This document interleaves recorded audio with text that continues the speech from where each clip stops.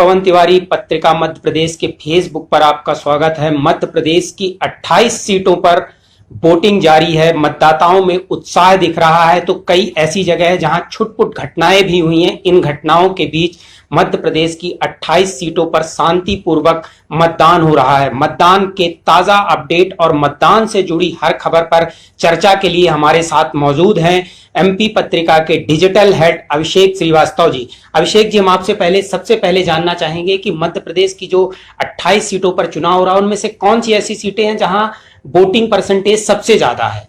निश्चित तौर पे पवन, सबसे बड़े मैं बता दूं कि मतदान बहुत अच्छी गति से चल रहा है। अगर 11 बजे तक के आंकड़ों की बात की जाए तो चुनाव आयोग की वेबसाइट के अनुसार अभी तक 26.60% मतदान हो चुका है, जो एक अच्छा आंकड़ा माना जाता है। इससे ये लगता है कहीं हम जो पुराना मतदान प्रतिशत था उसको हम क्रॉस कर सकते हैं। कुछ सीटें ऐसी हैं जहां पे कई दिग्गजों की प्रतिष्ठा दांव पर लगी है। डबरा में वोटिंग परसेंट काफी अच्छा है। ऐसे ही अगर आगर की बात करें तो आगर मालवा में भी काफी अच्छे वोटिंग हो रही है। बहुत सारी ऐसी सीटें हैं जहां वोटिंग बहुत अच्छी है। मैं आपको बताना चाहूंगा कि आगर में, जैसे अगर आगर में बात करें तो 32.85% वोटिंग हो चुकी है। इसी प्रकार अगर बदनावर में बात करें तो 35.39% मतदान हो चुका है। बमौरी में 34.51%, ब्यावरा में 34.54%। उसके अलावा बात करें हाट पिपलिया में तो 32.70% मतदान, करेरा में 32.76%, मल्हारा में 29.64%। इसके अलावा अगर बात करते हैं सावेर जो कि काफी चर्चित सीट है, और सावेर से ज्योतिरादित्य सिंधिया के सबसे खास माने जाने वाले नेता की प्रतिष्ठा दांव पर लगी हुई है। कल रात में कांग्रेस ने काफी विवाद भी किया था, साड़ी बांटने और तमाम तरह के आरोप भी लगाए गए थे वहां से। तो वहां जो मतदान परसेंट है वो भी करीबन 33% के आसपास वहां मतदान हो चुका है। इसके अलावा अगर सुवासरा की बात करें तो 35.38% मतदान हो चुका है। यानी मतलब कहना चाहिए कि जिस तरह से 28 सीटों पर जनता अपना उत्साह दिखा रही है, तो ये माना जाए कि मध्य प्रदेश में कोरोना काल में एक बार वोटिंग का परसेंटेज बढ़ सकता है। अभिषेक जी, हम ये जानना चाहेंगे कि जिन सीटों पर वोटिंग हो रही है वहां चुनाव आयोग ने कोरोना के संक्रमण को देखते हुए कौन से खास इंतजाम किए जो हर बार के चुनाव से अलग दिख रहे हैं आपको? देखिए, चुनाव आयोग ने बहुत सारी व्यवस्थाएं की हैं। जो वोटर है उसको सैनिटाइज किया जा रहा है, उसको सैनिटाइजर दिया जा रहा है। उसके अलावा हाथ में ग्लव्स लगाए जा रहे हैं, तब वोटिंग कर पा रहे हैं आप। आपके टेम्परेचर थर्मल स्कैनिंग की जा रही है। कहीं आपका अगर ज्यादा आपको फीवर दिख रहा है तो आपको साइड किया जा रहा है। उसके बाद आपको टाइम दिया जाएगा, लास्ट के आधे घंटे में आपको मतदान का अधिकार दिया जाएगा। आयोग थोड़ी सतर्कता बरता, लेकिन उसके बावजूद जो है वो कहीं ना कहीं ये भी देखने के लिए मिल रहा है कि जो पोलिंग बूथों पर जो लाइन लगी है उसमें सोशल डिस्टेंसिंग का पालन न के बराबर हो रहा है। जो स्थानीय स्तर पर जो प्रशासन एक्टिव है या जो पुलिस एक्टिव है वो कहीं ना कहीं बहुत ज्यादा सक्रिय नहीं दिख रही है। वो लोगों को समझाने में असफल है। हालांकि जब वो मतदान केंद्र के अंदर पहुंचते हैं तो वहां पे वो सोशल डिस्टेंसिंग का पालन करते दिखते हैं, लेकिन उससे जस्ट 10-15 मीटर पहले जब वो आते हैं बूथ में प्रवेश करने से पहले, और तमाम तरह के बीच की जो दूरी होती है उस दूरी को नापने में कहीं भी सोशल डिस्टेंसिंग का पालन होता नहीं दिख रहा है। पूरे मध्य प्रदेश में शांतिपूर्वक मतदान हो रहा है, लेकिन ग्वालियर चंबल की अगर बात करें अभिषेक जी, तो ग्वालियर चंबल की सूमा वाली विधानसभा में फायरिंग की बात सामने आई और ये कहा जा रहा है कि जिस पोलिंग बूथ पे फायरिंग हुई वहां तक अभी तक सबसे ज्यादा वोटिंग परसेंटेज था, लेकिन फायरिंग के बाद वोटिंग परसेंटेज कम हुआ है। तो आपको क्या लगता है कि जिस तरह से ग्वालियर चंबल का ट्रेंड रहा है चुनाव को लेकर, तो वो एक बार फिर दिखाई दे रहा है? देखिए, इंटेलिजेंस ने पहले ही कह दिया था कि इन चुनावों में हिंसा हो सकती है। कारण साफ है, न बीजेपी दाव छोड़ने के लिए तैयार है, न कांग्रेस दाव छोड़ने के लिए तैयार है। दोनों पार्टियों ने आखिरी दम तक लड़ाई लड़ी है। बयानों में कहीं भी सारगर्भिता नहीं दिखी। बयानों में वो मुद्दे गायब रहे। बयानों में यहाँ तक कि इस चुनाव में पहली बार ऐसा हुआ कि संसदीय भाषा जो है वो तार तार हो गई। लोगों ने एक दूसरे को असंसदीय भाषा से परिभाषित किया। मतलब हर उस शब्द का उपयोग हुआ जो कि संसदीय प्रणाली में कहीं से भी उचित नहीं मानी जाती है, या ये कहा जाता है कि राजनीतिक शब्दों की एक मर्यादा होती थी जो पहले के चुनाव में देखने के लिए मिलती थी। वो शब्द कहीं ना कहीं गायब हो गए। इसके अलावा जिस हिसाब की नीक टू नीक फाइट है, जिस हिसाब से कांग्रेस ने भी, आपको याद होगा कि 2 दिन पहले जब कमलनाथ ने अपने सभा खत्म की और रोड शो खत्म किया तो उन्होंने ग्वालियर में खत्म किया। उन्होंने कहा कि मैंने सोचा था और पहले दिन ही सोचा था कि मैं जब भी खत्म समापन करूंगा तो ग्वालियर से ही करूंगा, क्योंकि बगावत की जो गद्दारी की जो शुरुआत हुई थी वो ग्वालियर से हुई थी। ऐसे ही ज्योतिरादित्य सिंधिया ने आखिरी आते आते अपने बयान में कहा कि उन्होंने एक अपशब्द का उपयोग करते हुए कहा कि हाँ मैं हूं, और शिवराज सिंह चौहान ने भी खुद पर आक्षेप लगाया, वो कहा कि मुझे कांग्रेस इस अपशब्द से तुलना कर सकती है। मैं दर्शकों को बताना चाहूंगा कि ऐसे शब्दों का उपयोग किया गया इन चुनाव में जिसका उपयोग हम यहाँ पे स्टूडियो में बैठकर नहीं कर सकते। तो निश्चित तौर पे ये तय माना जा रहा था कि जो ग्वालियर चंबल का जो इलाका है वो पहले ही बागी का इलाका माना जाता है, बगावत का वो माना जाता है, और वो कभी भी कहीं भी घुटने नहीं टेकता।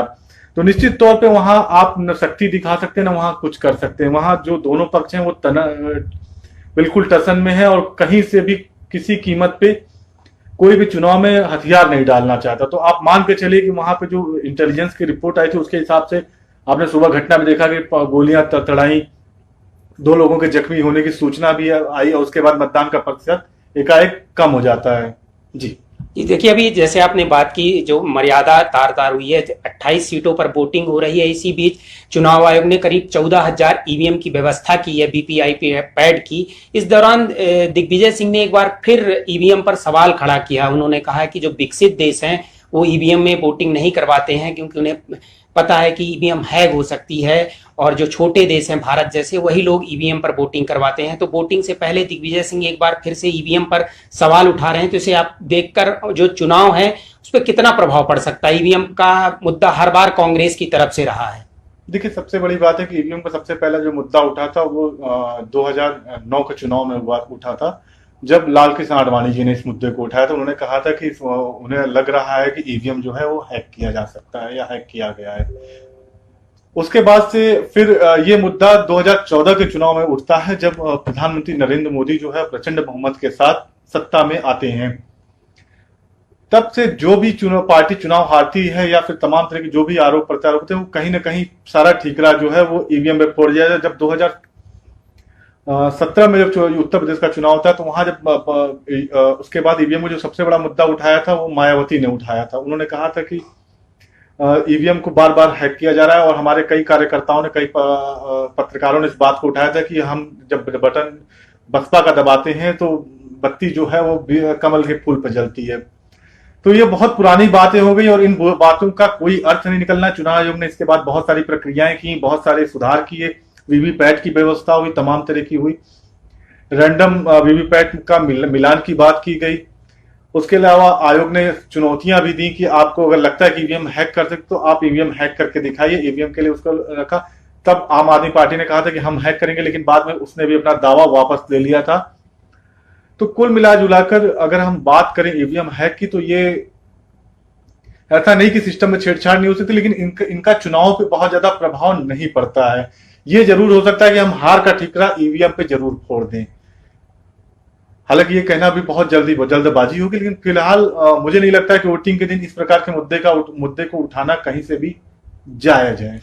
देखिए, उपचुनाव में एक अलग चीज, जहां एक तरफ जनता मतदान केंद्रों पर पहुंच रही है तो जो नेता हैं वो भगवान की शरण में पहुंच रहे हैं, तो कोई बदले हुए अंदाज में दिखाई दे रहा है। अगर शिवराज सिंह चौहान ने घर में पूजा की, कमलनाथ मंदिर पहुंचे, तो ज्योतिरादित्य सिंधिया भी एक अलग अंदाज में दिखाई दिए। तो इस पूरे जो नेताओं का बदला हुआ अंदाज है, इस पर आपकी राय जानना चाहेंगे, और अपने हितेन जी से कहेंगे कि वो ये पूरे विजुअल हमें दिखाएं कि किस तरह से नेताओं का जो बदला हुआ अंदाज है वो दिखाई दिया। शिवराज सिंह चौहान ने घर पे पूजा की और पूर्व मुख्यमंत्री कमलनाथ भी गुफा मंदिर पहुंचे। ज्योतिरादित्य सिंधिया पोलिंग बूथ पर पहुंचते हैं और भाजपा की जो पूर्व मंत्री हैं माया सिंह उन्हें गले लगाते हैं, एक अलग अंदाज में दिखाई दिए। तो हितेन जी, आप हम चाहेंगे कि हमारे दर्शकों को वो फुटेज दिखाएं और इस पर विस्तृत चर्चा करेंगे। हमारे अभिषेक जी इस पूरे मुद्दे को बताएंगे कि नेताओं का जो बदला अंदाज है वो कैसा है।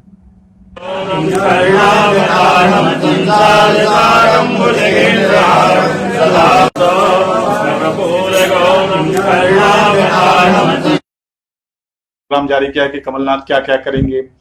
ऐसे ही नेताओं ने अपना कार्यक्रम भी जारी किया, कैसे वो पूजा पाठ करेंगे। शिवराज सिंह का जैसे सुबह सुबह फुटेज आया कि वो अपने घर पे पूजन पाठ करते हैं, आरती करते हैं और भगवान से प्रार्थना करते हैं कि जो भी हो मध्य प्रदेश के लिए एक अच्छा दिन साबित हो और एक अच्छा परिणाम आए, जिससे मध्य प्रदेश जो है वो तरक्की के मार्ग पर आगे बढ़ सके। कमलनाथ ने कहा कि कमलनाथ ने जो पूजा की, उन्होंने कहा कि ये ऐसा दिन है जो कि गद्दारों को सबक सिखाने का दिन है, ताकि लोग वोटों का सौदा न कर पाए। तो सभी ने कहीं ना कहीं लोगों की भावनाओं से जोड़ने का प्रयास किया और ये बताने का प्रयास किया अपने पूजा पाठ में कि जो वही हैं जो जनता के असली हितैषी हैं। जैसे आप अभी तक आपने देखा होगा कि बीजेपी जो है ना, हमेशा राम को मुद्दा बनाती थी, हनुमान को मुद्दा बनाती थी। वो कहती थी कि इन पे एक छत्र अधिकार हमारा है। लेकिन कमलनाथ ने उसके दम को तोड़ के हनुमान चालीसा का पाठ हो रहा था, बाकायदे पूजा पाठ हो रही थी। तो कहीं ना कहीं इस चुनाव में भगवान भी प्रकट हो गए, सारी चीजें प्रकट हो गई और साम दाम दंड भेद जितना भी उपयोग करना था वो सभी कर रहे हैं। तो दोनों दल अपने अपनी तरह से हथकंडे अपना रहे हैं जनता को लुभाने के लिए। हालांकि अंतिम फैसला तो जनता को ही करना है। बात करेंगे अभिषेक जी, आपसे जानना चाहेंगे कि जो डबरा विधानसभा सीट है काफी हाई प्रोफाइल है, बयान भी कमलनाथ ने दिया था वहां को लेकर, वहां की स्थिति क्या है, वोटिंग परसेंटेज के बारे में वहां से आप जानेंगे कि अभी डबरा का क्या वोटिंग परसेंटेज है और डबरा के जो हालात हैं, जो उत्साह दिख रहा है, वो कैसा लग रहा है आपको? देखिए, डबरा जो है वो शुरू से चर्चित सीट रही है। डबरा को लेकर काफी सियासी बवाल मचा, सिंपैथी गेम भी वहां खेला गया, तमाम तरह की चीजें हुई और वहां सीधा मुकाबला जो है वो इमरती देवी और उनके राजे के बीच में है। तो आपने देखा होगा कि उस सीट की लड़ाई इतनी ये भी कहा जाता है कि इमरती देवी का वहां अपना वर्चस्व है, वो जिला पंचायत चुनाव जीतते आई हैं। उसके बाद उन्होंने विधानसभा का चुनाव जीता, फिर जीता चुनाव। तो उनका एक अपना ऑरा है, उनकी एक पहुंच है, वो लोगों के पैर भी पकड़ लेती हैं। वो कहती हैं कि आपके घर की बिटिया है, आपके घर के, वो तमाम तरह की जो भी चीजें कर सकती हैं वो करती हैं और लोग उनकी बात को मानते हैं, सुनते हैं। और अब की बार चुनाव में उन्होंने, इमरती देवी ने जो मुद्दा बनाया, जब लोगों ने वहां सवाल पूछा कि आप ये बताइए कि आप क्यों आखिर छोड़ के गई, तो इमरती देवी ने कहा कि हमने वादा किया था आपसे कि हम आपको पानी देंगे, लेकिन हम मंत्री जरूर बन गए, लेकिन हमारी सुनी नहीं जा रही थी, हमें 1 रुपया नहीं मिल रहा था, तो हम किस मुंह से आपके पास अगली बार आते।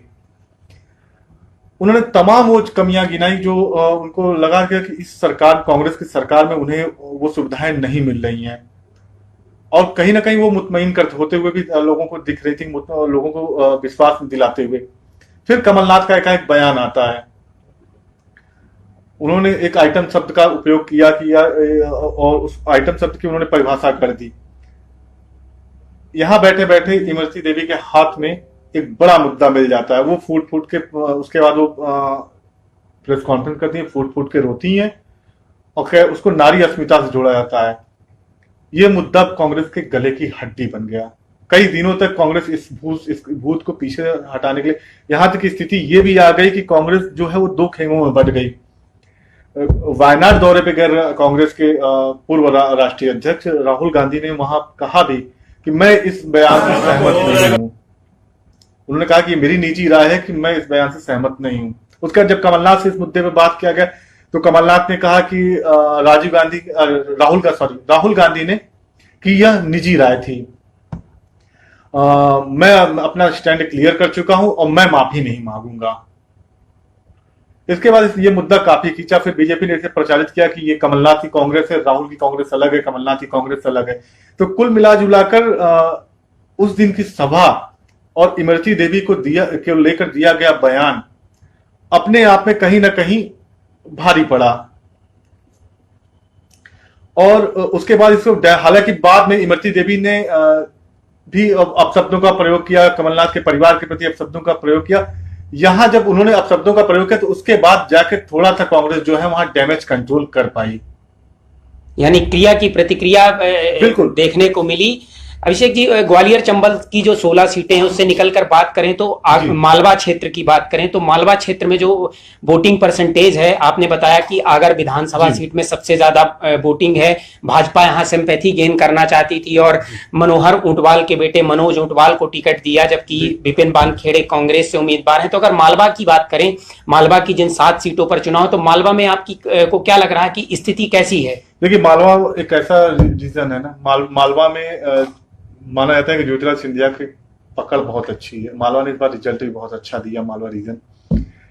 हालांकि जो विपिन वानखेड़े की बात करें तो विपिन वानखेड़े की जो लड़ाई है वो बीजेपी दरअसल आगर मालवा बीजेपी की सिटिंग सीट मानी जाती है, इसलिए वहां पे कहीं ना कहीं सिंपैथी वोट भी बीजेपी के पास जा रहा है। लेकिन वानखेड़े की जो जिस स्तर पे उन्होंने ग्रास रूट पे काम किया हुआ, जिस हिसाब से युवाओं से जुड़े हुए हैं, वो कहीं ना कहीं बीजेपी को सोचने पे विवश कर रहे हैं। बीजेपी को ये डर है कि कहीं ना कहीं ऐसा इस चुनाव में ऐसा ना हो कि बीजेपी की जो जमीन है वो खिसक जाए। तो वहीं अगर दूसरी बात करें बदनावर सीट की, तो मंत्री राज्यवर्धन दाती गांव वहां से मैदान में हैं, तो और वहां पे एक मुद्दा भी उठा था, कांग्रेस ने अपना कैंडिडेट भी बदला था। तो आपसे जानना चाहेंगे कि इस वक्त बदनावर की क्या स्थिति है, बदनावर विधानसभा सीट की, वहां कितने % वोटिंग हो चुकी है, और जो यूथ है और जो वहां मतदाताओं का क्रेज है वो कैसा दिखाई दे रहा है? बिल्कुल, सबसे बड़ी चीज ये है पवन की, बदनावर जो है वो ज्योतिराज सिंधिया के प्रभाव वाला क्षेत्र माना जाता है। निश्चित तौर पे जो ग्वालियर और चंबल अंचल है वहां पे ज्योतिराज सिंधिया की अच्छी पकड़ मानी जाती है। हालांकि जब वो चुनाव हारे तो ये भी कहा जाता है कि चुनाव में हरवाने में दिग्विजय सिंह की बहुत बड़ी भूमिका थी। हाँ, ऐसे कई आरोप है। इतनी बड़ी बगावत की शुरुआत ही ज्योतिराज सिंधिया के चुनाव हारने से हुई, और ये भी कहा जाता है कि अगर दिग्विजय सिंह ने थोड़ी भी अगर मेहनत कर दी होती या थोड़ा भी चाह लेते तो ज्योतिराज सिंधिया चुनाव नहीं हारते।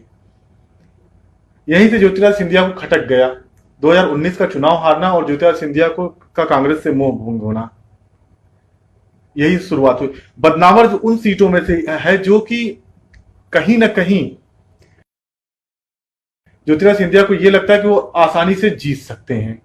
हालांकि कांग्रेस ने जो वहां फील्डिंग सजाई है, जिस हिसाब से सुपर 30 का गेम खेला है, हर बूथ पे 30 लोगों की एक टीम जो सेलेक्ट की, ये पहली बार ऐसा हुआ है कि जैसे बीजेपी में पहले होता था कि पन्ना प्रभारी होते थे, हाँ अभी भी होते हैं कि हर पन्ने के प्रभारी होते हैं, यानी एक पन्ने पे जितने वोटर आते हैं उसका एक इंचार्ज होता है, यानी कि एक पन्ने पे 30 वोटर की नाम है तो उन 30 का एक इंचार्ज होता है।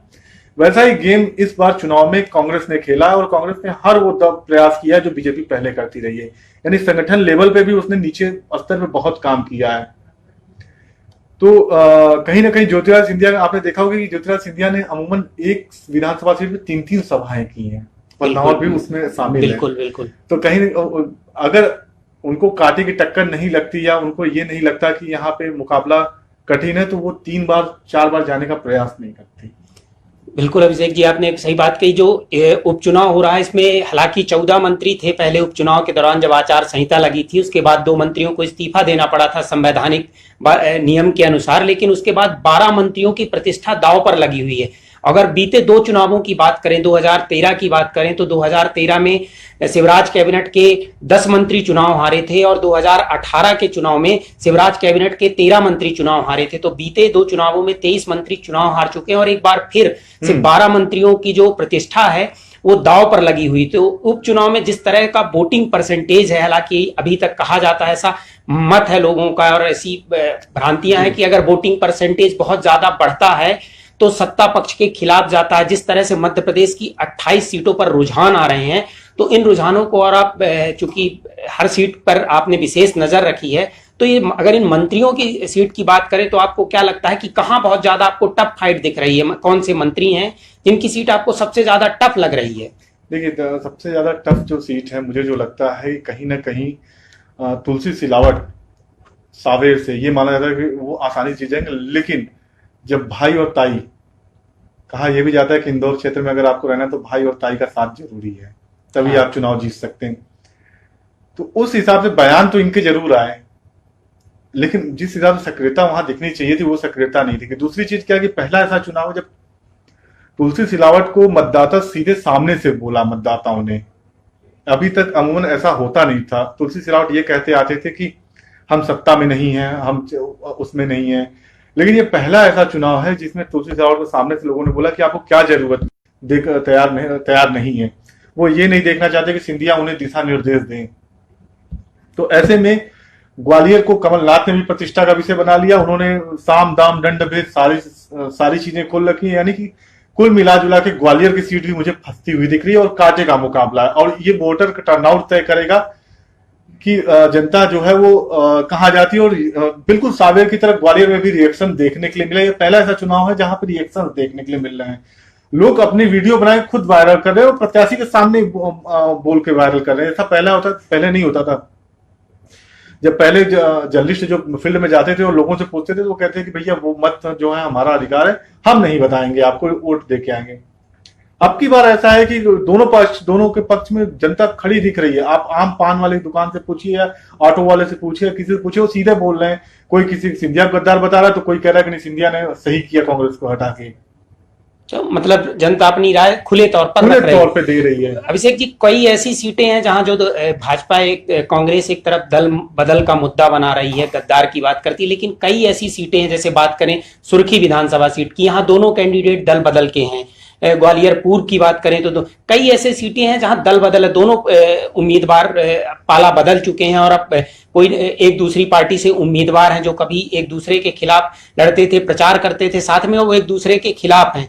तो ऐसी जो सीटें हैं जैसे सुर्खी है, ग्वालियर पूर्व है, बमौरी विधानसभा सीट है। सुर्खी में तो भी कल आयोग के निर्देश में एफआईआर भी हो गई गोपाल भार्गव के खिलाफ, जो मंत्री हैं प्रदेश में। आप सोचिए किस स्तर का चुनाव हो चुका है कि रात में देर रात तक रणनीति बन रही है। और बिल्कुल बीजेपी को भी पता है कि अगर हम 2-4 सीटें भी हार जाते तो कहीं ना कहीं हम चेहरा दिखाने के लायक नहीं हमारा।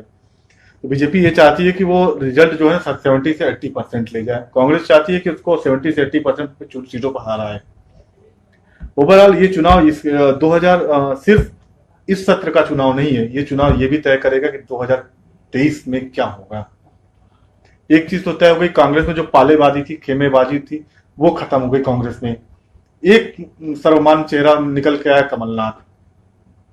यानी कि सिंधिया जो खुद ब खुद रास्ता छोड़ दिए कमलनाथ के लिए। तो कमलनाथ, आपने एक चीज देखा होगा इस चुनाव में, कमलनाथ जो है वो उभर कर सामने है। जो पहले ये कहा जाता है कमलनाथ छिंदवाड़ा से आगे के आसपास ही सिमट कर रहते हैं, लेकिन पहली बार ऐसा हुआ कि कांग्रेस में पूरे, आप चाहे किसी भी आप चले जाइए, बुंदेलखंड चले जाइए, फिर ग्वालियर चंबल आ जाइए, या फिर आप मालवा निमाड़ पहुंच जाइए, हर जगह कमलनाथ बोले। तो कुल मिला जुला के कि ये इस चुनाव का परिणाम ये तय करेगा। अगर कांग्रेस यहाँ 50% सीट भी जीतने में कामयाब रहती है तो ये तय रहेगा कि अगला चुनाव जो है वो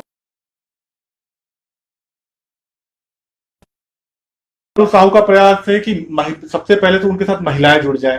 और सबसे बड़ी चीज कि जीत हार का अंतर दोनों में बहुत ज्यादा नहीं था, कि इतना भी नहीं था कि जिसको ये कहा जाए कि गोविंद सिंह राजपूत का अपना एक बड़ा जनाधार हो, और ऐसा होता नहीं दिख रहा है। यानी कि कुल मिला जुलाकर सुर्खी भी है कांटे के मुकाबले में। हालांकि कल जो है वो गोपाल भार्गव के ऊपर भले ही मुकदमा दर्ज हो गया हो, लेकिन गोपाल भार्गव भी नहीं चाहेंगे कि उस क्षेत्र में बीजेपी को एक मजबूत नेता मिले, क्योंकि कहीं ना कहीं वो उस क्षेत्र में बीजेपी का प्रतिनिधित्व करते हैं और आज से नहीं वर्षों से वो बीजेपी के चेहरा माने जाते थे। उन्हीं के जिले में, उन्हीं से सटी हुई विधानसभा से कोई एक नेता उभर के आता है, उनसे पहले मंत्री बन जाता है। तो कुल मिला जुलाकर आपस में ही ये इतना उलझा हुआ चुनाव है, कौन किसको जिता रहा है, खिलाफ है, ये कोई नहीं जानता। एक बार हम अपने दर्शकों को फिर चाहेंगे अभिषेक जी कि आप मध्य प्रदेश की जो 28 सीटें हैं उनका पूरा एक बार फिर से बता दें कि किस जिले में की विधानसभा सीट पर कितनी वोटिंग हुई है। देखिए, मैं यहाँ आपको 1 बाय 1 बताते जाता हूँ कि आगर में जो है वो 32.85% अभी तक वोटिंग हो चुकी है। अंबा में 21.67%, अशोकनगर में 20.50%, बदनावर में 35.39%, बमौरी में 34.51%, भांडेर में 20.80%, ब्यावरा में 34.54%, डाबरा में 27.02%, दिमनी में 23.79%, गोहद में 24.39%, ग्वालियर में 24.68%, ग्वालियर ईस्ट में 16.36%, हाटपिपलिया में 32.70%, जावरा में 24.50%, करेरा में 32.76%, मलहरा में 29.64%, मांधाता में 18.67%, मेहगांव में 26.16%, मुरैना में 21%, मुंगावली में 27.41%, नेपानगर में 29.16%, पोहरी में 25.04%, सांची में 29.80%, सांवेर में 32.28%, सुमौली में 19%, सुर्खी में 29.50%, सुवासरा में 35.38%। तो अभी तक की जो सबसे ज्यादा पोलिंग हुई है वो सुवासरा में हुई है।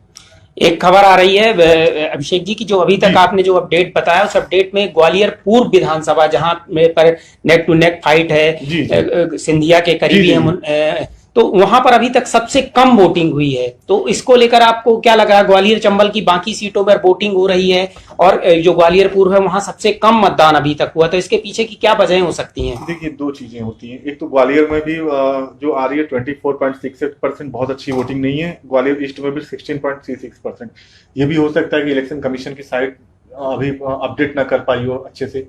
दूसरी चीज, जब हम वर्तमान आंकड़ों की बात करें, वर्तमान टाइमिंग जो आयोग बता रहा है उसके हिसाब से अगर हम चर्चा करते हैं तो ये सबसे बड़ी चीज है कि लोगों में नैराश्य की भावना आ गई हो। जब किसी सब्जेक्ट को लेकर लोग निराश हो जाते हैं, ये मानते हैं कि यार कुछ भी कर लो, ये होना इन्हीं के मन की है, तो उस हिसाब से वोटर जो है वो कम बाहर निकलता है। दूसरी चीज क्या है, दोनों शहरी सीट है। शहरी सीटों का इतिहास रहता है कि वहां मतदान जो है वो ग्रामीण सीटों की अपेक्षा कम होता है हर चुनाव में।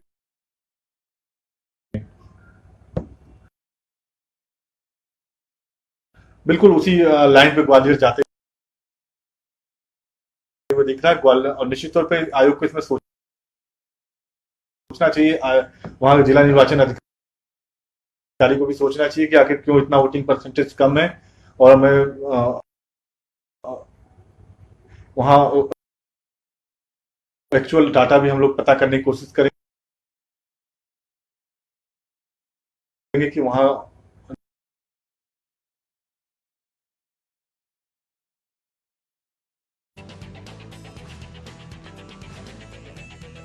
तक आप देखते रहिए मध्य प्रदेश के उपचुनाव से जुड़ी हर छोटी बड़ी खबर के लिए आप MP पत्रिका.com पढ़ते रहो और मध्य प्रदेश पत्रिका के फेसबुक पेज से जुड़े रहें। आपको ताजा खबरें और वीडियो मिलते रहेंगे। नमस्कार।